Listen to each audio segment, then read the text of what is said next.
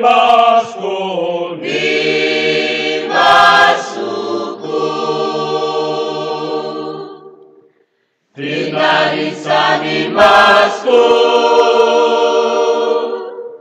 miteri ni panzakaku, ni panzakaku, finalizza ne Masco, ni masuku, miteri ni panzakaku, ni panzakaku, ni babaku, misukasha, literali, banafsa, litera, ni panabusa.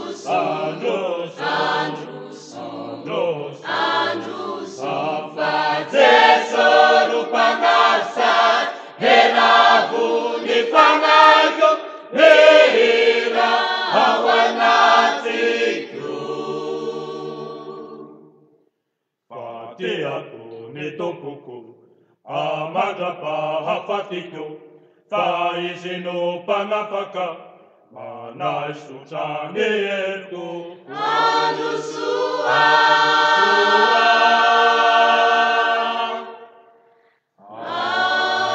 Anusua,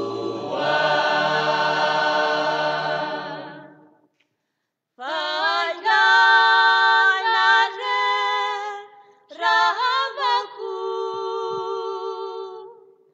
Fatsuini Tumpena, Atsuini Tumpena, Ande Amba. Ande amba iaraka, irasi vavaka, irasi ivavaka.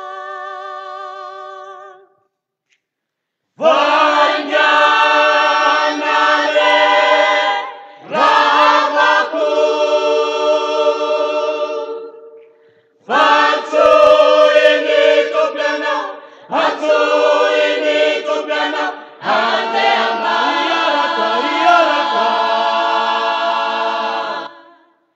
Ande amba iaraka, irasi vavaka, irasi ivavaka.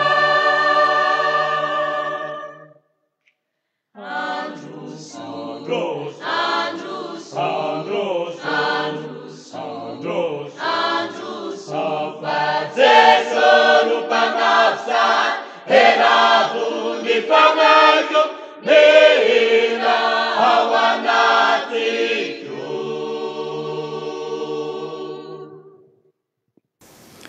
Dia mbola ho ampitombina aminao ry havako ny fahasoavana sy ny fiadanana avy amin'Andriamanitra Raisy Jesosy Kristy ilay tompo sady mpamonjy antsika. Izay teny nomena ho anjarako dia ny Jaona 7:20, 14:4 hatramin'ny 5:5. Jaona 7:20, 14:4 sy ny 5:5. Vakiko amin'ny anaran'i Jesosy tompo izany. Didy vaovao no omeko anareo dia ny mba hifankatiavanareo. Eny, aoka ho tahaka ny nitiavako anareo no mba hifankatiavanareo kosa. Izany no ahafantaran'ny olona rehetra fa mpianatro ianareo raha mifankatia. Didy vaovao no nomeko anareo dia ny mba hifankatiavanareo. Eny, tahaka ny tiavako anareo no aoka mba hifankatiavanareo kosa. Izany no ahafantaran'ny olona rehetra fa mpianatro ianareo raha mifankatia. Ry havako malala rehetra amin'ny tompo dia mbola miarabantsika rehetra indray. Tsika zanaky ny toby lehibe rehetra noho ny amin'ity vanim-potoana lehibe diavintsika ity. Miaraba manokana ny zanako sotanana noho ny amin'izao isa taona izay diavintsika izao. Miaraba antsika zanaky ny fifoazana rehetra koa nefa mahatratra zao andro an'io zao arabainy ianao izay miaino mandre zao fotoana eto an'io zao. Ho an'ny zanaky ny tombo lehibe sotanana ry havana dia tsy zava-baovao aminy ity afatry ny tompo ity fa ity lay ambara hoe lay didy vaovao tena teny fanevan'ny tombo lehibe sotanana ny amin'izany didy vaovao zany. Ary inoko loatra fa tsy voanio tsy voandroany no nandrenesany zanaky ny tombo lehibe sotanana ny toriteny miainga avy amin'ity jaona toko 7:20 andininy 4:30 sy 5:30 ity. Na izany aza tsy mankaleo atsika zany sarytsika mandre zany mandrakariva. Anio ary inona indray no afatra tiany tompo omena antsika. Anio ry havana andeha iarahantsika mijery indray no hoe inona ary no andrasan'ny tompo amiko sy aminao avy amin'ity andiny ny soratra masina ity avy amin'izao didy vaovao izay omeny ho sakafom-panahintsika anio zao. Inona no andrasan'ny tompo amin'ny zanaky ny fifoazana manoloan'izao didy vaovao omeny antsika anio zao. Zavatra roa ry havana no tiako ifampizarantsika anio. Voalohany dia zao mitaky fanatanterahana ny tompo. Mitaky fanatanterahana ny tompo. Zay zavatra tiana homariana eto ry havana dia ny mahadidy ny didy. Didy no omeny ny tompo. Didy vaovao no omeko anareo hoy izy. Dia misy fiteny miaramila zay ry havako. Zao ny tenenany azy hoe tsy fiangaviana tompoko fa didy. Tsy fiangaviana tompoko fa didy. Ny dikan'izany dia zao baiko enjana ary manan-kery mandritra ny fotoana rehetra, mandritra ny fotoana maharitra, ary baiko enjana tsy maintsy tanterahana ao anatin'ny fotoana rehetra. Zany no atao hoe didy. Tsy misy mahafoana ny didy io raha tsy misy didy hafa indray mivoaka manafoana azy. Raha isa zany. Ko satria tsy mbola misy didy manafoana zany didy zany, dia mbola didy manan-kery io. Ary didy tompoko fa tsy fiangaviana. Noho izany dia anterina fa didy zao navoaka ny tompo zao. Noho izany ny fanatanterahana azy no andrasanamiko sy aminao. Ny fanatanterahana no andrasanamiko sy aminao. Ravako malala mamela hitarika ny fosiny sainao amin'izao ohatra hafahafa kely hoetiko eto anio zao. Raha mandeha eran'ny toerana betsaka isika dia mety mahita eny amoron-dalana eny misy tanin'olona somary misy takotakona kely dia asiany soratra hoe tsy azo anaovana maloto. Inona ny dikany? Ny dikany io ry havana dia zao namoaka didy ny tompon'ilay tany fa tsy azo anaovana maloto ny taniny. Dia raha misy olona nefa mety mahatsiaro ohatra ny takotakony eto mety amin'izay ivoahany, dia rehefa mahita an'io izy na dia takotakona azy io na dia mety anaovana an'izany zavatra zany azy io, rehefa mahita ilay soratra izy dia fantany hoe efa namoahan'ny tompony didy io. Ninonina mahatery zany olona zany tsy afaka mivoaka eo izy satria efa namoahan'ny olona didy ilay taniny, ilay toerana. Tsy misy afaka miady hevitra ny amin'izany. Tsy afaka mametra-panontaniana anao hoe dia hoaiza zany, dia inona zany no ataoko. Tsy afaka miady hevitra ianao hoe avelao ary tompoko fa tena zao ny zavatra antony mahatery ahy. Ny any ataonao dia zao manatanteraka zay efa voalaza eo, tsy azo anaovana an'izany io toerana io. Tsy afaka miady hevitra ianao. Ny any ataonao ry havako dia manatanteraka zay voalaza. Miala eo aingana ianao, mitady toerana hafa ianao, mitanterahanao lay didina voaka ny tompon'ilay tany. Ravana malala rehetra ohatra faran'izay tsotra, zany ohatra raisiko zany. mora sady tsotra ny manaiky zay zavatra navoaka n'ilay tompony tany ary dia manatanteraka ny olona rehetra. Ary eo nitarihana fisaintsaina fa raha ny tompo Jesosy no mamoaka didy hoe didy vaovao no omeko anareo, atraiza ny fanatanterantsika azy ry havana. Be dia be ny ady hevitra avoakan'ny olona, mipopotra ho azy ny petrakolana samy hafa rehetra. Ka misy olona sarotra tiavina ne ka isan'andro zany ve zany dia tsy maintsy mity foana, dia na Jodasy koa aza ve dia tsy maintsy mbola tiavina. Mamorona zay petrakolana isan-karazan'ny olona ry havana, nefa ambara mazava fa didina avoakan'ny tompo io, didy vaovao no omeko anareo hoy izy. Ny manatanteraka ry havana no anjarantsika. Olona ray tsy fantatsika, tompona tany kely ray mandigana, ray metatra miodidina ve, io any amin'ny takotakonany, io no mamoaka didy, dia mahagaga voaja ny didina avokany. Tsy tokony oatra lavitra noho zany ve ry havana, ny anajantsika rehetra, lay zanaky ny tompo ny tany rehetra eto amin'ity zao tontolo zao misy atsika ity. Jesosy, lay zanak'Andriamanitra, ny tany rehetra azy, izy ny tena tompony zao rehetra zao, izy ny mamoaka didy. Anjarantsika ny manatanteraka. Ary indraindray mahavariana ry havana, fa indraindray misy olona tsy matahotra an'Andriamanitra azy, vao mamoaka didy izy dia fantatra hoe olona tsy matahotra an'Andriamanitra zany. Zao ny didy avoakany, tsy azo anaovana maloto 2.10 000 ariary plus daroka. Zany ny didy avoakany. Hitanao amin'izany fa olona tsy matahotra ninonino zany, fa manao ahoana ry havana ny fanajana n'izany didy kidaladala zany, manaja ny olona rehetra. Ry havako malala rehetra amin'ny tompo, Jesosy no mamoaka didy ho antsika anio, didy vaovao no omeko anareo dia ny fankatiavanareo. Ny any andrasana amiko sy aminao ry havana dia ny fanatanterahantsika zany. Manatanteraka no anjarantsika ry havako, aza be ady hevitra, aza be petraka olana, fa zay azahoana manatanteraka azy heverina, mitaky ny fanatanterahanao ny tompo. Fa ny zavatra faharoa ry havako, raha miteny ny tompo hoe didy vaovao no omeko anareo dia ny mba hifankatiavanareo, zany no afantaran'ny olona rehetra fa mpianatra ianareo, zay zavatra andrasan'ny tompo amintsika koa dia izao, miandro vokatra ny tompo, miandro vokatra ny tompo. Hoy izy, izany no afantaran'ny olona rehetra fa mpianatra ianareo raha mifankatia.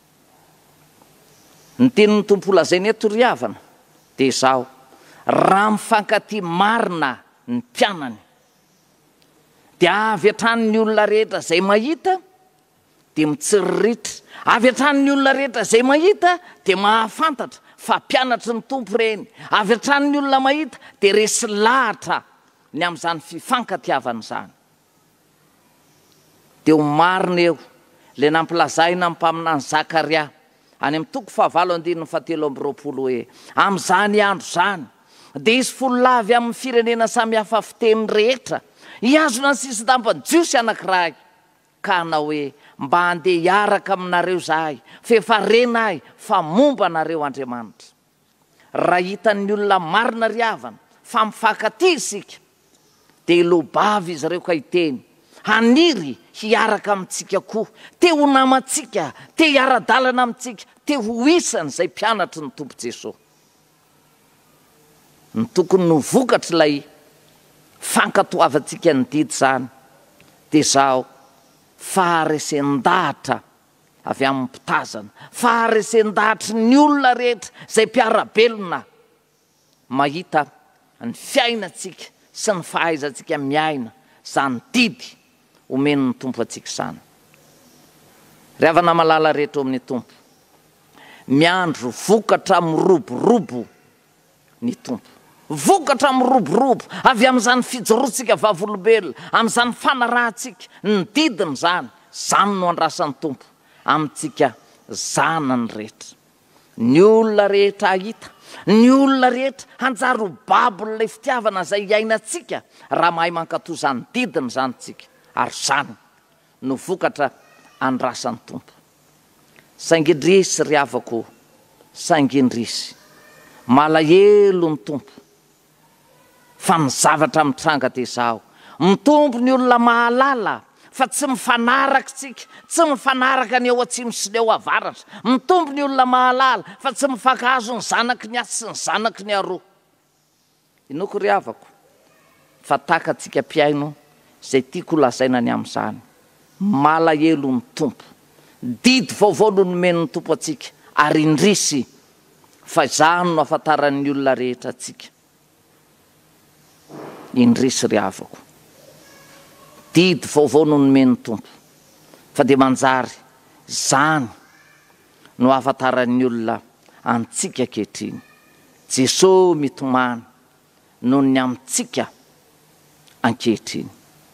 Nefa miandro vokatra tsara ny tompo, nanantena olona marobe ho resy lahatra ny fitiavana iainantsika izy, manantena olona hiteny hanaradiantsika izy. Saingindrisy ry havako, ry havako malala rehetra, andao avadika ny pejy, andao hovaina ny tantarany zao tontolo zao ty, andao hovaina ny tantarany fifoazana, andao hovaitsika ny tantarany tobo lehibe, andao iainana manomboka zao la tena fifankatiavana afantaran'ny olona rehetra fa mpianatry ny tompo isika.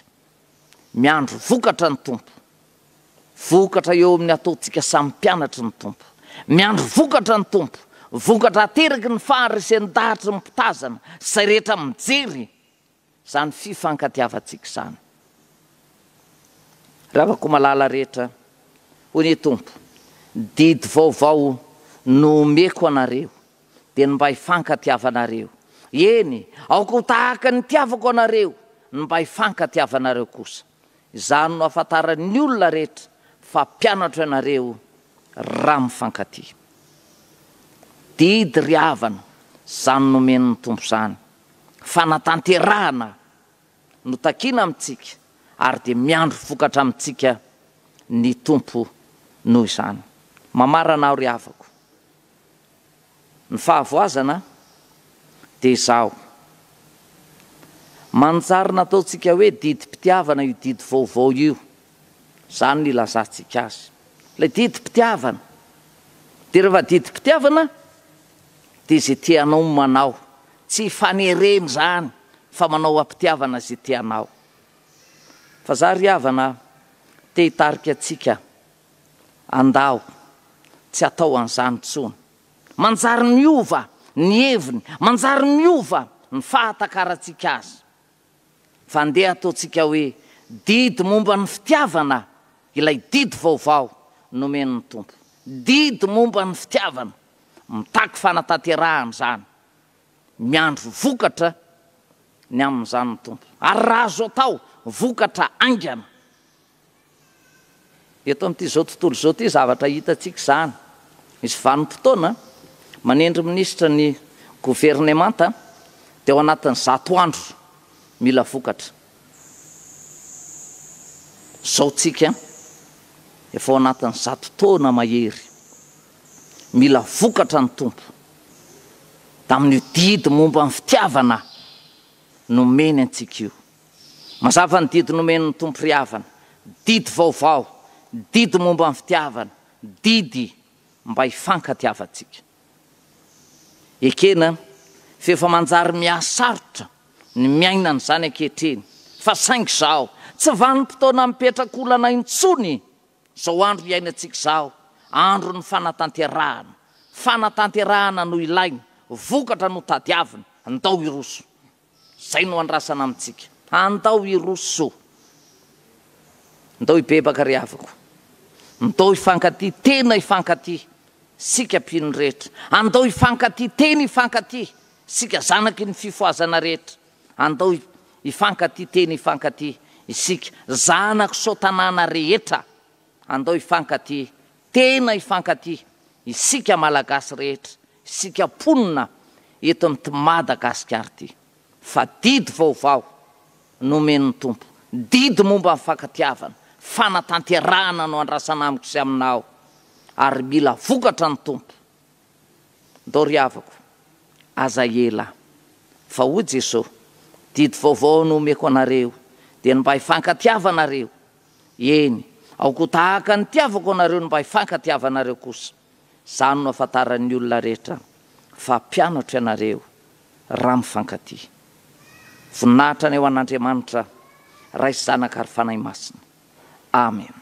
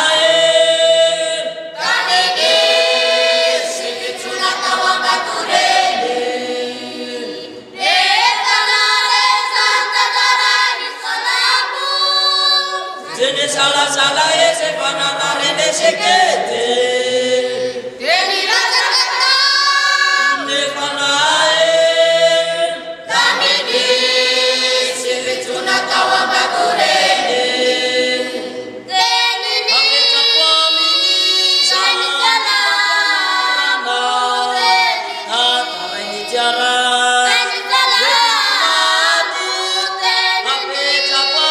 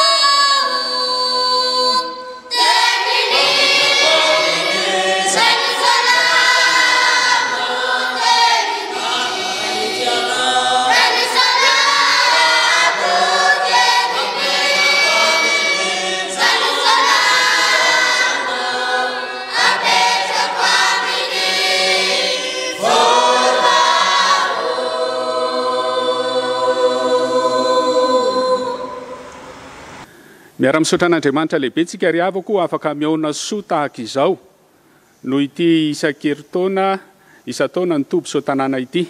Miaona samy velon'aina, miaona noho ny fahasoavan'ny tompo, miaona noho ny famindram-pony, miaona noho ny fitiavany. Koa dia manonona ny fiadanan'ny tompo amintsika tsirairay avy ary dia faly miarabantsika noho ny amin'izany fiaonana izany. Nefa ihany koa tena mirary soa ho antsika zanaky ny fifoazana rehetra, indrindra ny zanaky ny soatanàna, mba hitera-bokatsoa eo amin'ny fiainam-panahintsika ary ahatonga antsika harisika ny amin'ny fanompona ny fotoana tahaka izao. Ho ampitomboana ho amintsika mandrakarivany ny fahasoavana sy ny fiadanana avy amin'Andriamanitra ray sy Jesosy Kristy tompontsika. Mitsangana, mandehana, ny finoanao nefa nahavonjy anao. Lioka 7:12, ny 9:7. Zany ry havany no panany zao lahateny zao.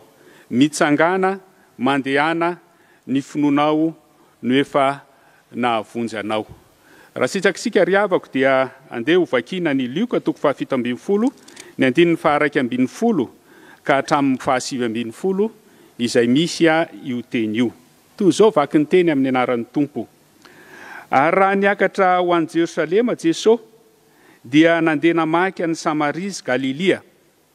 Ary raha niditra tao amin'ny vohatra anankiray izy dia nisy boka folo lahy nifanena taminy izay nijanona teny lavitra eny.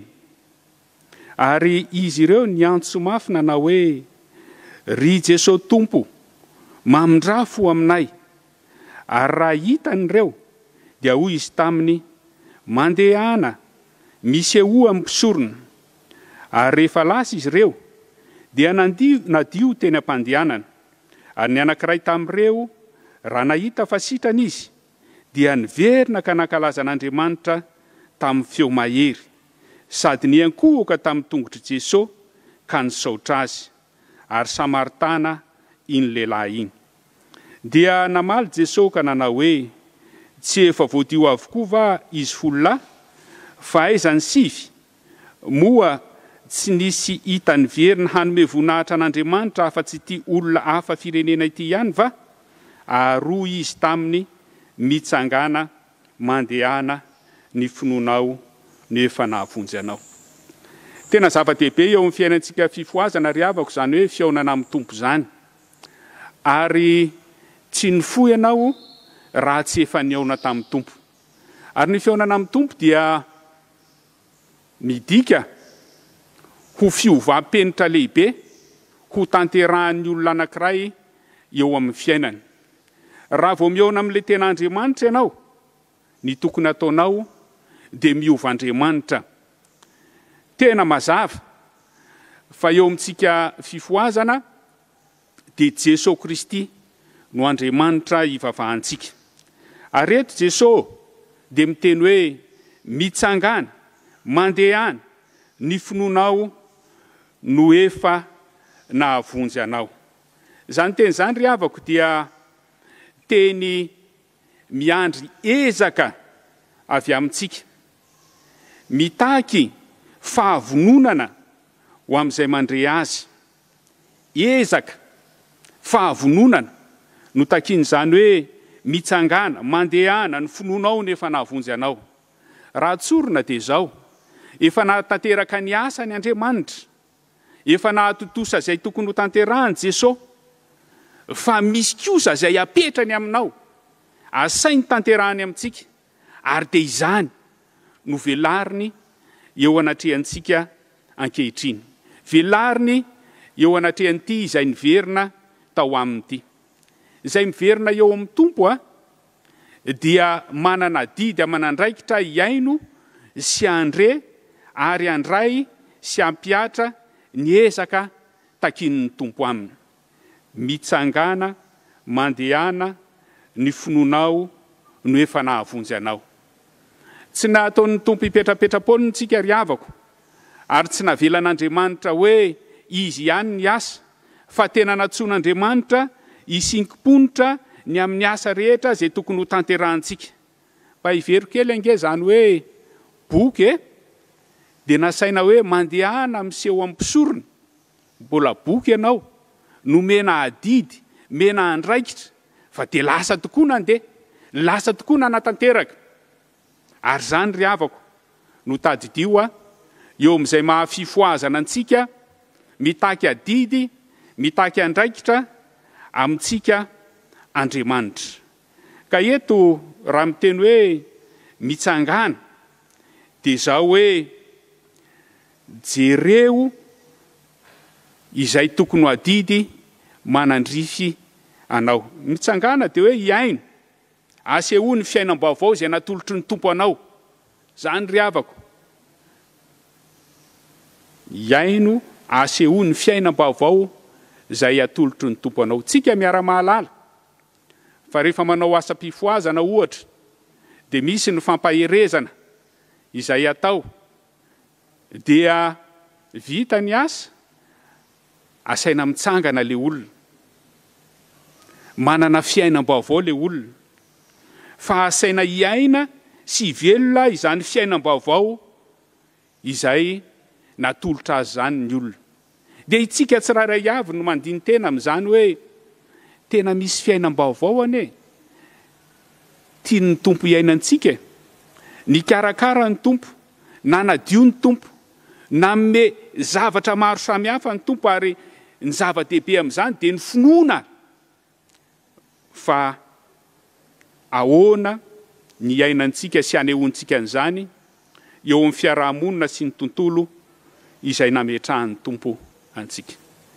Fa ny hoe mitsangana koa ry havako dia zao hoe andehanao ho jerena, andehanao ho tombanana, ary ny mijery sy ny manombana anao dia ny tompo. Mitsangana ianao, dia bikaina ianao, dia jerena hoe tena efa ao tsara ve, sa mbola misy tokony ho amboarina. Maneke hianatra atrantsika, maneke avaozin'ny fanahy masina ho amboarin'ny tompo.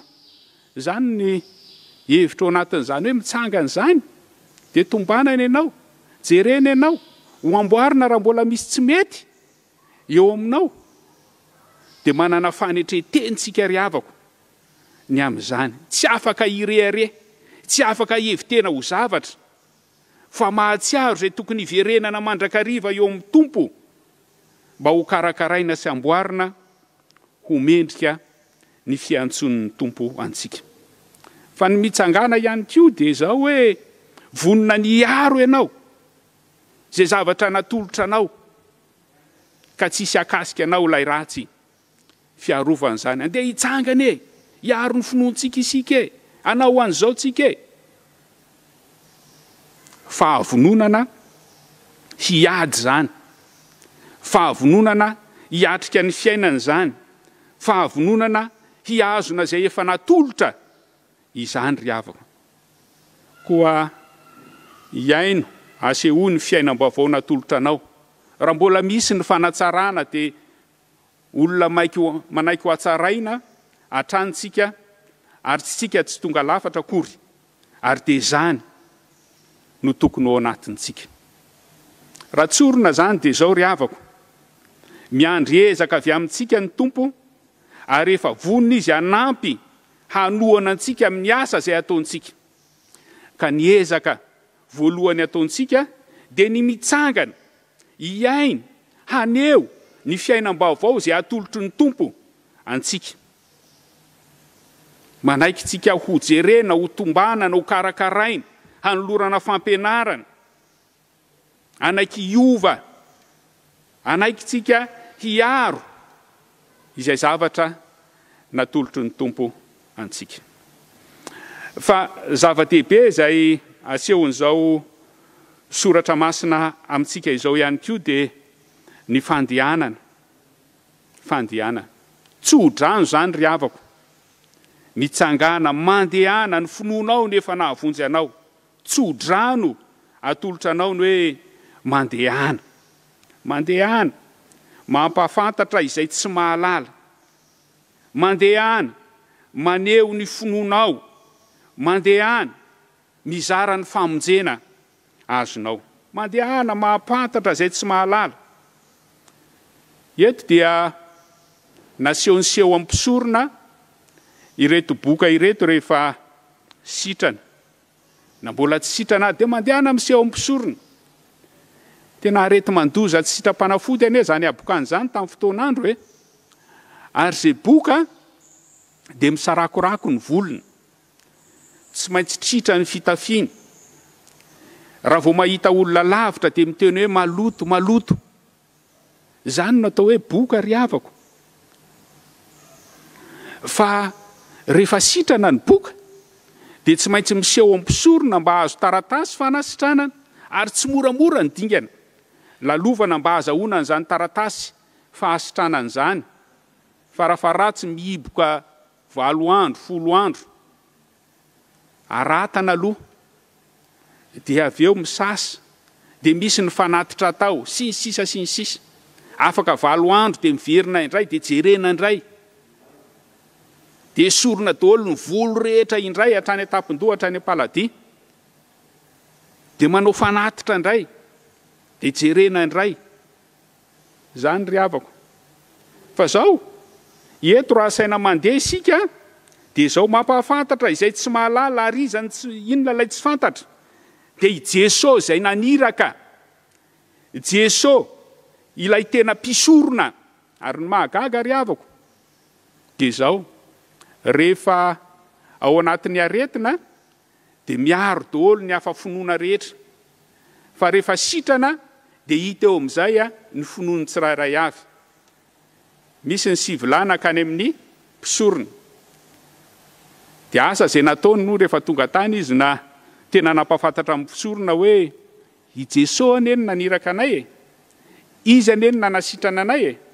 Mba hahatonga an'ireo tsy mahalala ireo fa i Jesosy ilay zanak'Andriamanitra, ilay mpanasitrana ny tsy sitrany izy ireo.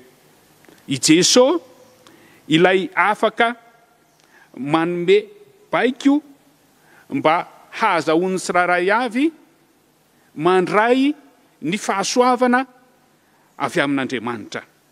Mampahafantatra izay tsy mahalala. Tsodrano omen'ny tompo antsika izany ry havaka hoe mandehana, mba handehanantsika ampahafantatra izay tsy mahalala. Ny momba ny fifoazana, ny momba ny zavatra rehetra, indrindra ny momba ny tompo Jesosy, ilay Andriamanitra velona, ilay zanak'Andriamanitra nirahany mba tsy ho very izay rehetra mino azy. Fa hanana fiainana mandrakizay. Tsodrano, mandehana mba aneo ny finoana. Ny finoanao nefa nahavonjy anao. Inona le finoana ry havana eto? Ny finoana eto dia zao hoe i Jesosy mihitsy no mpisorona. Zany mpisorona zany ke dia tsy inona fa ilay mpanalalana amin'Andriamanitra, mitondra ny fahoriantsika eo anatrehan'ny tompo, ary mijery ihany koa izay mety hanatsarana ny fiainan'ny olona eo amin'ny ara-panahy ety amin'izao tontolo izao ity. Mampifamatotra ny olona amin'Andriamanitra ary manala izay sakana tsy hahatonga ny olona anana fiombonana fiaino sy tanteraka amin'Andriamanitra. Ranondrahana manao hoe mandehana miseho ampisorona, dia Jesosy ny fantany fa tena mpisorona, dia niverina tao amin'ny Jesosy izy. Zany ny finoana tao amin'ny ty lehilahy ty. Ka ampafantaro izay fahafantaranao momba ny Jesosy ry havako. Jesosy no tompo, asehony ihany koa zany. Ho mantsy ny teny hoe mamindra fo aminay. Ry Jesosy tompo ao. Zany tompo zany dia hoe Andriamanitra mihitsy Jesosy. Ary dia zay ilay finoana ka nahatonga azy niverina tao amin'ny Jesosy ry havako. Mandehana, mahatsodrano ianao manomboka izao, ampafantaro any rehetra zany. Efa tonga eto amiko ianao, izaho ilay mpisorona, ka ampafantaro amin'ny olona izany. Ampafantaro fa izaho ilay zanak'Andriamanitra. Zany no tokony ataontsika. Ary zany ry havako, ataony zanaky ny fifoazana. Zany no mahafifoazana antsika rehefa neona tamin'i Jesosy, dia mahazo finoana, ary dia mampafantatra ny finoana sy asehoantsika izany finoantsika izany. Fa mandehana ihany koa dia ampafantaro ny famonjena. Jesosy mpamonjy. Ary io lay dradradratra n'izy folo lahy hoe ry Jesosy tompo, mamindra fo aminay, ilay mpamela eloka izany, ilay mpanala ny fahotana izany. Zany lay Jesosy ry havako.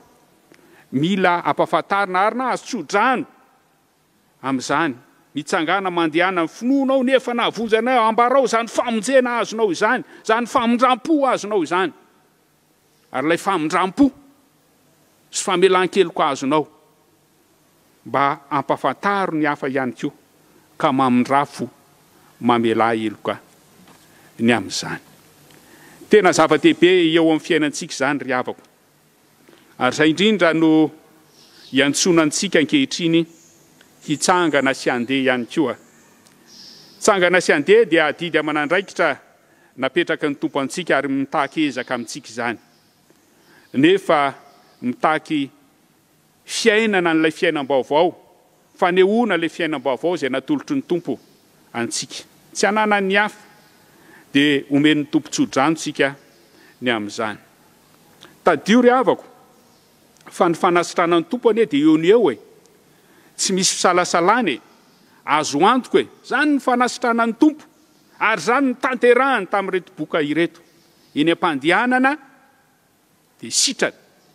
Eo ny eo. Tsy misy atakandro. Tsy misy fisalasalana. Ary ny famerenana ny olona ao amin'ny fiarahamonina dia tsy hitakiana zavatra betsaka ao amin'ny olona. Fa eo ny eo. Tsy misy fisalasalana. Tsy misy atakandro. Satria azo antoka ny fanasitranana sy fiainana omen'Andriamanitra ny tsiraray azy. Fametrahana andraikitra avetrany no sitrak'Andriamanitra ho an'izay sitrana, ho an'izay men'ny fiainam-baovao, ho an'izay ny foazony tamin'ny torimaso. Fametrahana andraikitra avetrany no sitrak'Andriamanitra mitsangana mandehana ny finoanao nefa nahavonjy anao. Aza mieritreritra ianao zany hoe nomena fasitrana na mena fiainam-baovao dia hipetrapetra potsiny. Tsy ary havako.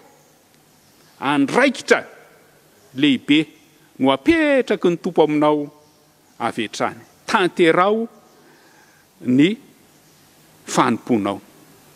Fa ny zavatra zay apetraky ny tompo ihany koa, mitsangana mandehana ny finoanao nefa nahavonjy anao, dia ny fandravana ny hevitry ny fisarahana no aseho amin'izany ry havako. Sarahan'ny abokana, sarahan'ny firenena tsy mitovy, sarahany izay mety ho fananankareny. Fa eto Jesosy dia hoe mitsangana mandehana ny finoanao nefa nahavonjy anao, fandravana ny hevitry ny fisarahana.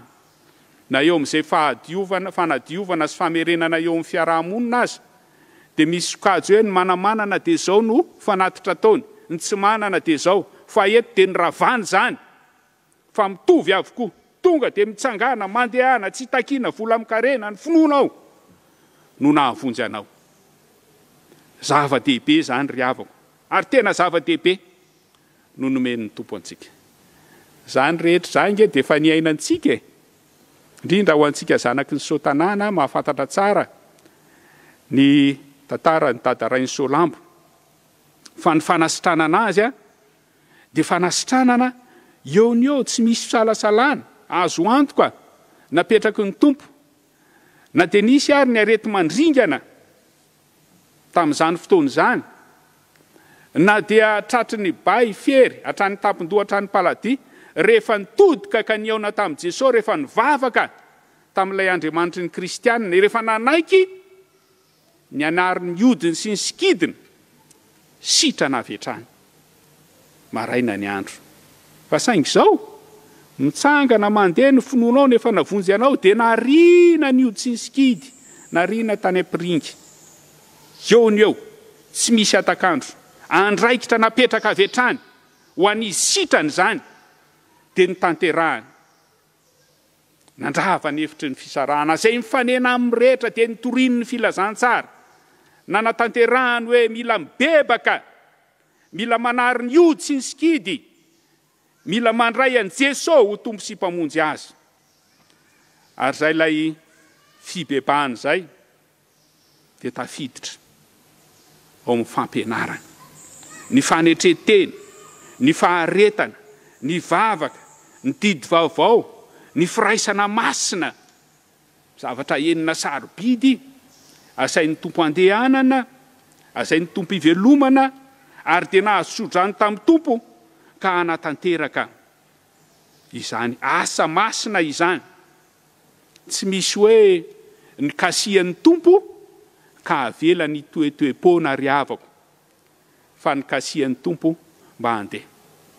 Ety ampamaranana ary dia tsarovy fa rehefa miaona amin'ny tompo ka manaiky an Jesosy ho mpisorona, ho mpampiaonantsika amin'Andriamanitra, ho mpamela heloka, ho tena Andriamanitra, dia sitran'ny tompo sy omeny fiainam-baovao.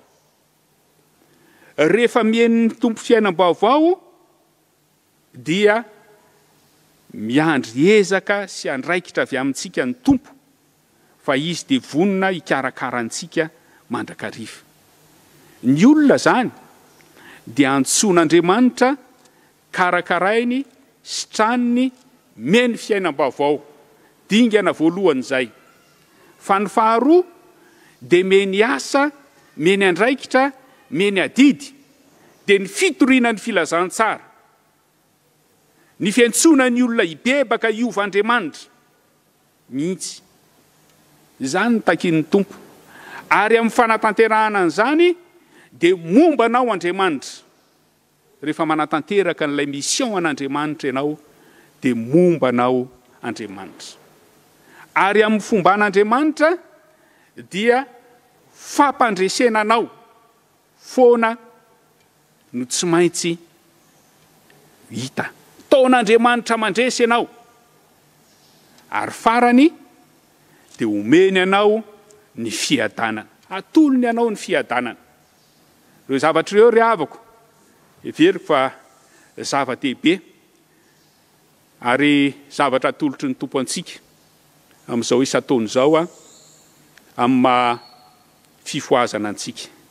Mitsangana, mandehana, finoanao nefa navonjy anao. Nositran'ny tompo ianao, nomeny adidy aman'andraikitra ianao, ombany ianao, ampandreseny ianao, omeny ny fiadanana ianao. Ho an'Andriamanitra rery ny voninahitra. Amen.